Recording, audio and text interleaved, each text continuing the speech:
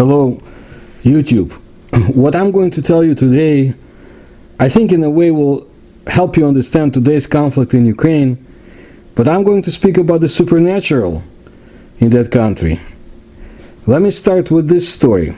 Podolia, or Podilya in Ukrainian, Podolia in Russian, is a historic region in Eastern Europe, located in the west central and southwestern parts of Ukraine and in the northeastern Moldova. That's Transnistria. That's the part of it. The name derives from Old Slavic po, meaning by, next, to, along to, and dol, or valley. Some of the Ukrainian lands were called in the Russian Empire as Little Russia or Malorossia, and despite my dislike of the term, I will use it as it was used at the time, because we cannot cancel history just because we consider it to be unjust to our tastes. As you see in 2022, the old conflicts flare up into major wars. According to superstitious legends spread in the Eastern Europe Slavic lands, not only witches and sorcerers, but also vampires, popularly called ghouls or uper, could cause epidemics, livestock, pestilence, or crop failures.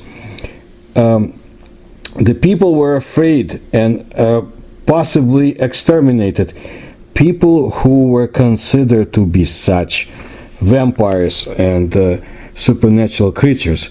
One of these ghouls, the nobleman Mikhail Matkovsky, was executed in 1738 by the inhabitants of the Podolia or Podolsk village of Humanets.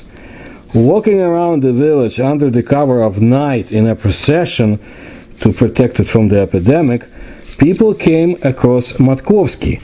He was wandering in the field, holding a bridle in his hand, looking for his horses. Someone suggested that the nobleman was a ghoul. The man rushed at the unfortunate nobleman and beat him half to death. The nobleman did not have time to get home, as reconnaissance individuals, so to say, came to find out if he was alive. But he did make it. So before sunrise, the Matkovsky estate was surrounded by armed peasants. They demanded that the servants voluntarily give up the nobleman. After waiting until noon, and the angry crowd rushed to storm the house, the beaten Matkovsky was dragged out into the street, where they began to beat him and then tortured him. Despite the fact that the nobleman did not confess to anything, the ghoul, with the approval of the local gentry and the priest, was burned alive on a large bonfire in the middle of the village. This story serves as introduction to the paranormal lore and history of Ukraine and some bordering lands, and macabre events that took place there a few centuries ago. As you know, there are modern macabre events taking place there, and the end of the war and its consequences cannot be predicted today. During the 15th through 18th centuries, the European continent was gripped by a real witch hysteria. Tens of thousands of people were accused of having links with evil spirits and the devil, and then were executed. Similar superstitions have not spared Russia, Little Russia, Eastern European Slavic lands, and so forth. And although it did not reach the scale of hunting in Western European lands, also in the area just described in Eastern Europe, people suspected of witchcraft could not feel completely safe. The Slavs were characterized by all kinds of superstitions and prejudices, including with regard to witches, sorcerers, molfars, healers, and similar individuals. At all times they were respected and feared, and often the people hunted these servants of the unclean one, as they refer to the devil. The first victim of such superstitions in the southern lands of Russia was Nastya Chagrivna. She lived in the 12th century and was not anyone, so to say, but the mistress of the Galician prince Yaroslav Osmosmysl himself. During the intrigues and rebellion of the year 1171, the boyars, aristocrats, seized Nastya, declared her to be a witch and the one who bewitched the prince, and then burned her alive in the flames of a bonfire. And 4 centuries later, mass persecution of witches and sorcerers began in Western Europe. In some European countries, witchcraft would be declared the most terrible crime. Persecution, torture, and the death sentence. That's what awaited those who, in the 16th to 18th centuries, suspected of being connected with evil spirits. You can imagine what happened to minorities like gypsies and Jews in those times as well, where everybody was looking for the culprits in the witchcraft. Anyway, in the old court books and archives, researchers find quite a lot of cases of witchcraft. However, many of them look like ordinary investigations of domestic quarrels, disputes, or minor offenses. Why did the judges of Little Russia, unlike their colleagues in Western Europe, treat witches and sorcerers so tolerantly? Historians point to several reasons. For the most part, lawyers did not really believe in the possibility of a person's connection with any kind of evil spirits or Satan.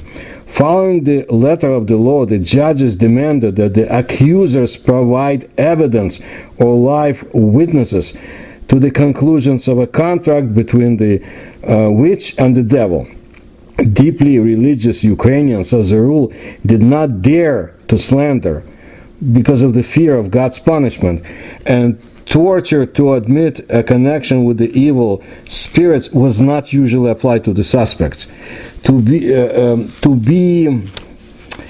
To have the crime of a sorcerer or witch, it was considered that they caused damage. That would be the accusation. At the same time, a punishment equivalent to the losses caused by witchcraft was imposed. That is, if a witch was accused of the evil eye of a cow or a horse, she put an evil eye on them, by a court decision, she was obliged to return the cost of cattle to the victim, or to compensate equivalent animals. Often the verdict was just ordinary strict warning to the accused. Such cases related to witchcraft cases did not have a clearly verified jurisdiction.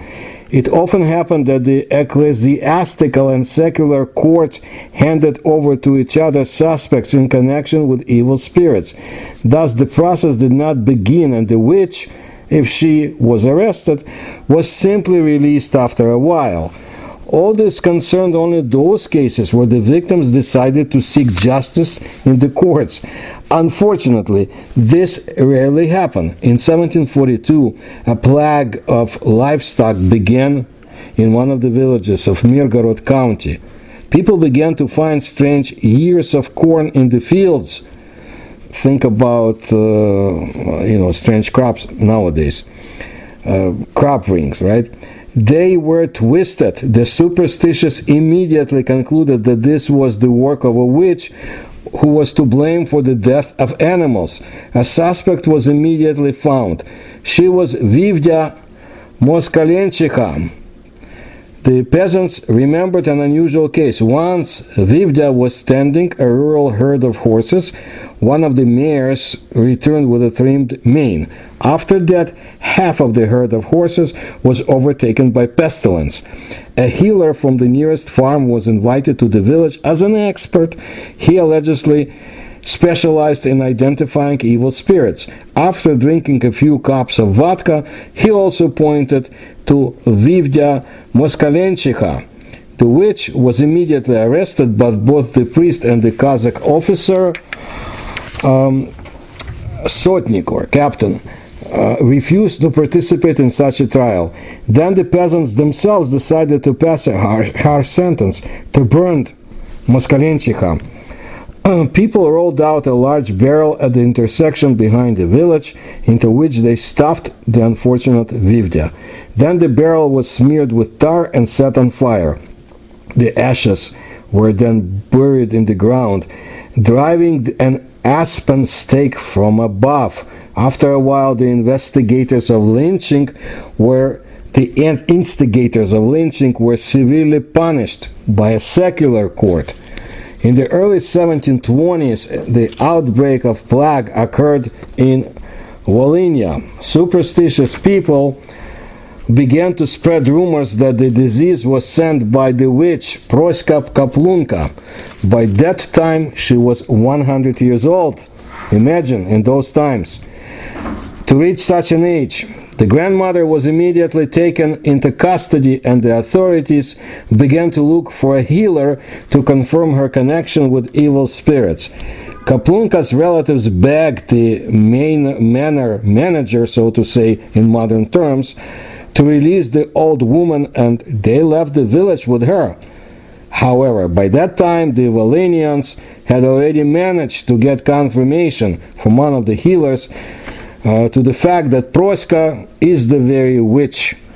The crowd of people rushed after her and her relatives. The old woman and her son-in-law were brought to the crossroads where Proska was buried in the ground up to her shoulders. Firewood was piled over the unfortunate woman's head, and a bonfire was lit. After that, people forced the son-in-law to bring a millstone from the mill and fill up the place of the witch's execution with it.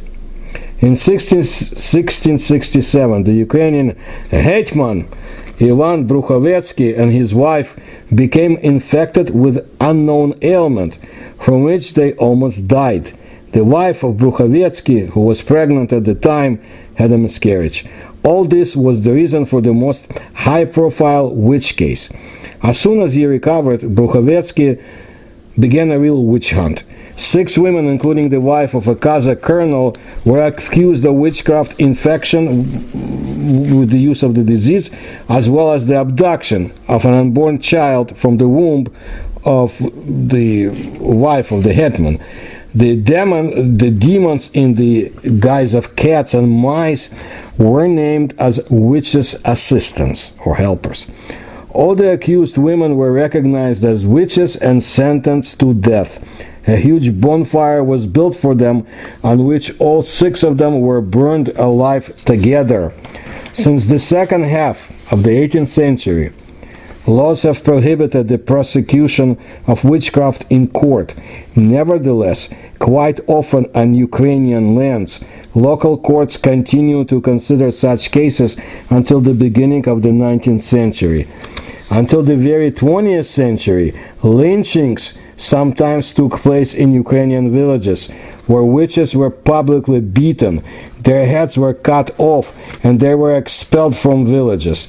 Sometimes superstitious people, after the death of the ghoul, dug up his grave, filled it with holy water, or drove an aspen stake into the coffin. Such were the times. Once in a while, I'll bring you stories of cursed treasures of Eastern European Slavic lands. At least this is what people consider them to be. Here's one of them from the times that I just described, a very complicated story that has not ended in those times. The unsolved mystery of the hidden wealth of the Ukrainian Kazakh, or how Hetman Polubotok angered Peter the Great, the Emperor of Russia. The hetman Pavel Polubotok was reputed to be an energetic, quick-witted man, but excessively hot-tempered and unrestrained. Polubotok was very impatient to become the ataman, or warlord ruler of Little Russia, for which he did not disdain intrigues and machinations. The ambition of the temporary hetman went sideways to him. By order of the Russian Emperor Peter I, the Ukrainian was arrested and imprisoned. However, Polubotok left behind a golden secret that has not been solved up to this day. Pavel Polubotok was born in 1660, when the Liberation War, as they called it, already died down. Therefore, the ministry of the Polish-Lithuanian Commonwealth did not interest him. He didn't want to be in that kingdom, so to say. Both Pavel's grandfather and father were servicemen and from the well-to-do category of people. So Polubotok decided his military career already in the privileged position of the Chernihiv regiment. Now, I already told you the tale of the vampire who had served in the same regiment and about the same time. Please see the link in the description to this video, and you will hear my explanation of the term hetman and the story of Mazepa. In 1692, Mazepa accused Polubotok Kazakhs of conspiring against him, depriving them of all their estates. Today, it is difficult to understand whether Polubotok was really scheming or whether they were simply framed by Mazepa. At that time, denunciation to Moscow, secret collusions with Poland and Sweden, intrigues against their own and others were commonplace in the hetman's court. In 1703, all the estates were returned to Pavel Polubotok, and 2 years later he was appointed to be the Chernihiv colonel, almost the same as the governor of a rich region. Imagine how much he could steal and all the corruption that was taking place. And of course it hasn't ended in those centuries. In 1708, Polubotok turned away from Mazepa's patronage and voluntarily went to the Kazakh Rada, or the council convened by Peter the Great in Glukhov, where he ran for the hetman's position. Knowing the history of the schemer Polubotok, the king of Russia, or the Tsar, Peter the Great, did not trust him. But for his loyalty to the Russian authorities, he rewarded the estates of the guilty Kazakhs, Mazepa, his nephew Abedovsky, and Orlik. After that, Pavel Polubotok, in fact, turned into a rich man. So they gave him what Mazepa had, so to say. They gave him somebody else's possessions. Why not? He owned 2,000 families' cattle, earned on, deals on alcohol, tobacco, flour, but even owning huge amounts of money, he continued to dream of a full-fledged hetmanate. He wanted to be the ruler. He wanted to be the hetman of all of Ukraine. His dreams came true in 1722 when, with the death of Skoropadsky, who was the hetman at the time, the Little Russian Collegium, before appointing a new hetman, elected the Chernihiv Colonel Polubotok as punishment. All sorts of friction and redistribution of power began with the participation of the elder and the chairman of the board, Veliaminov. The latter showed himself to be a dictator and wanted to rule aristocratically. Mutual denunciations flocked to St. Petersburg.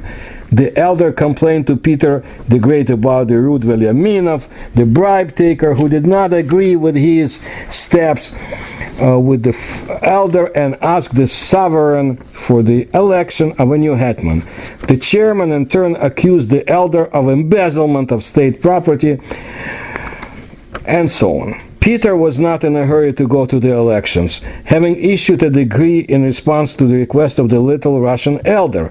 The document stated that all hetmans in Ukrainian history, starting with Khmelnytsky, showed themselves to be traitors. Through their fault, the Russian state suffered disasters, so the head of Little Russia should be appointed quickly and unhurriedly. Wanting to understand the current Little Russian situation, Peter summoned Polubotok and his entourage to St. Petersburg.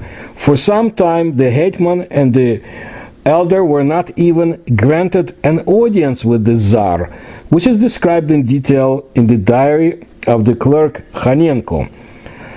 Polubotok's long-awaited conversation with the emperor ended with Peter in the Peter and Paul fortress incarceration. Not a nice place to be. Compared to the Bastille in France. Some sources claim that Polubotok allowed himself to openly accuse Peter of the oppression of Ukrainian territories, disrespect for ancient liberties, which was never practiced by the predecessor of the sovereign. Okay? And Peter, as the Russian historian Khrushchevsky found out, had other reasons for punishing Polubotok. From Ukraine to St. Petersburg, on behalf of population, a request came to organize the management of all the regiments of the left bank by the administration from the center. In parallel, letters of denunciation continued to arrive, after which Rumyantsev, one of the court leaders there, went to Little Russia with an investigation. According to the results, a number of abuses of all taken together were recorded: Polubotok, the elder, and Velyaminov. When the information about this reached Polubotok, he sent messengers home who were supposed to control the interrogations during the investigation of Rumyantsev. Peter, the emperor, in turn, was informed of this. The indignant Russian Tsar suspected that Polubotok decided to go the treacherous way of Mazepa. After his arrest, the hetman did not come out of the dungeon. He ended his life there. According to the popular legend, on the eve of the trip that ended with his arrest, Pavel Polubotok handed over gold rubles to the Bank of England. Of course, we couldn't do without English imperialists. According to various sources, the hetman transferred several barrels of gold abroad, which amounted to millions of dollars, let's say, or name any other currency. Allegedly, he left behind a document in which he bequeathed all his wealth to independent Ukraine.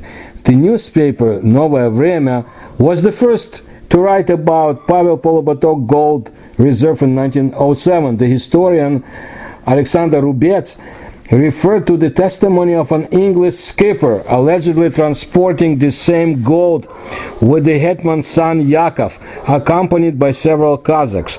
In 1908, the Russian foreign ministry dealt with the situation, and a year later, the relatives of Polubotok even hired an eminent Ukrainian lawyer to search for huge gold deposits. This is fragmentary information. That's all we have about negotiations with the British side with the Soviet authorities in 1940s. So Stalin and whoever was in England at that time, 1940s, Churchill, talked to each other, allegedly. However, according to the facts established by some historians, Moscow and London have reached agreements not in favor of the return of wealth to Kiev. Allegedly, Russia renounced its claims to the hetman's gold in exchange for the cancellation of large Soviet debts to Great Britain. After the collapse of the Soviet Union, the Verkhovnaya Rada, or Parliament of Independent Ukraine, was already engaged in this story. According to modern calculations by Ukrainian experts, by 1990, the amount of the hetman's deposit, taking into the account the interest rate, had grown to $29 trillion. The search was conducted for the heirs of Pavel Polubotok, who are legally entitled to this gold. However, as of today, no reliable confirmation of the existence of the golden deposit has been made public. But who knows what is going on behind the scenes, and who is looking for the gold in the war-torn Ukraine now? The ghosts of the past are very much alive in that land now, and the fierce military battles rage on, just as they did in 17th and 18th century. But in those times, the adversary did not possess nuclear bombs. And that is the gist of the story. I will bring you more stories about supernatural Ukraine, its folklore, and of course other parts of the world, of Eurasia, and not only, of course, about this side of the paranormal, but I also discuss UFOs, USOs, and strange phenomena, time travel, and so forth. And if you like my research, please help me through the links you will find in the description to this video, and I thank all those who have, and I want to ask you to subscribe to my channel, tell others about it, put likes in my videos, and thank you for your attention to my work.